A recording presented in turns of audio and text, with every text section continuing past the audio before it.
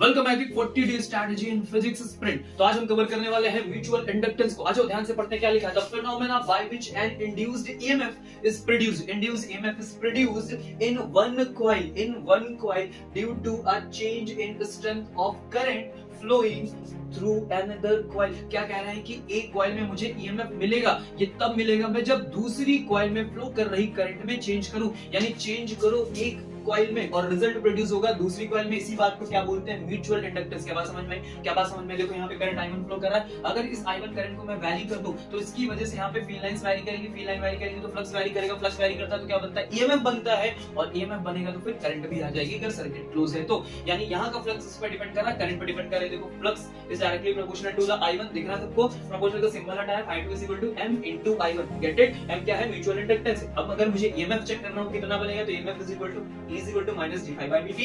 Phi की value देखो mi है, यहाँ पे लाके रखा तो माइनस m di/dt बन गया। क्या समझ में आ गई बात? ओके, यूनिट देखो क्या लिखा है? हेनरी, या फिर इसे बोलेंगे वेबर पर एम्पियर। क्या बात समझे आप? ओके चलो थोड़ा सा और आगे बढ़ते हैं। तो अब देखेंगे यहाँ पे क्या लिखा हुआ है। Mutual inductance of coaxial coil solenoid. ये पूछा जाता है पेपर में, बहुत ज्यादा इंपॉर्टेंट है, कई बार आया हुआ इसका डेरिवेशन। ठीक है, ध्यान से देखो यहाँ पे दो कॉइल्स हैं, दो कॉइल्स में एक कॉइल को और उसके ऊपर वाइंड किया गया है। सेम एक्सिस होनी चाहिए, यानी दोनों का एक्सियल पॉइंट सेम होना चाहिए। ठीक है, एक्सिस सेम होनी चाहिए। एक करंट I1 एक I2।